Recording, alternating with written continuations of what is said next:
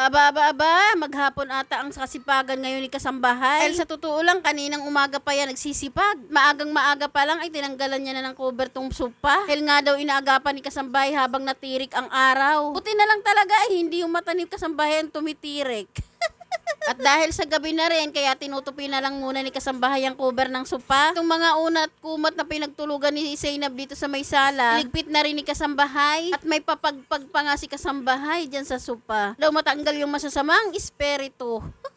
Makikita nyo nga ay gabing-gabi na nakabukas pa yung kortina. Sinarado na nga ni Kasambahay ang bintana, baka raw kunin si Zainab ng aswang. Bagay talaga kapag mga Bisaya mahilig maniwala sa aswang. Dahil nga overtime ang kasipagan ngayon ni Kasambahay, pati mga labahin dito sa kwarto ay inayos na rin ni Kasambahay. Para daw mailabas niya na ito. Dahil daw bukas maagang maaga siya pupunta ng sapa at doon daw siya maglalaba. Uy, sana all may sapa. Banda rito sa alkansya ay nililinis ni Kasambahay. Puro pa kunwari lang yan si Kasambahay o inaangat niya lang riyan o tinitignan niya kung may laman na yung alkansya. Charot lang Kasambahay. Ito si Kasambahay hindi naniniwala sa kasabihan kapag nagwawalis ay mawawala raw yung swerte. Lalabas yung swerte. Sabi nga ni Kasambahay, totoo daw ang swerte kaya lang samahan daw ng sipag. Pag wala kang sipag, wala ring swerte. Mga naman yung sinasabi ni Kasambahay. Dahil isang taon na rin hindi nalilinis tong higaan. Lilinisin na rin ni Kasambahay at aayusin. Lang isang taon ha.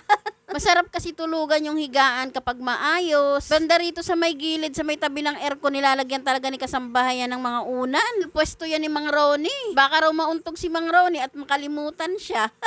Dami talagang alam ni Kasambahay. Ito naman sa baba, higaan niya ni Zainab. Ayan na nga, nakapwesto na nga. Pero kunwari niya lang yan, kapag matutulog na kami, nasa gitna na namin yan. Ganun naman talaga ang mga bata. Ang butas ng pintuan ay nilagyan na ni Kasambahay ng tuwalya. Baka raw mamayang hating gabi, marinig yung huni ni Kasambahay.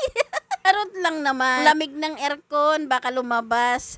Hanggang dito na lang tong bidyong to. Paki-comment kung tiga saan ka para malaman kung saan nakarating tong bidyong to. Thank you for watching.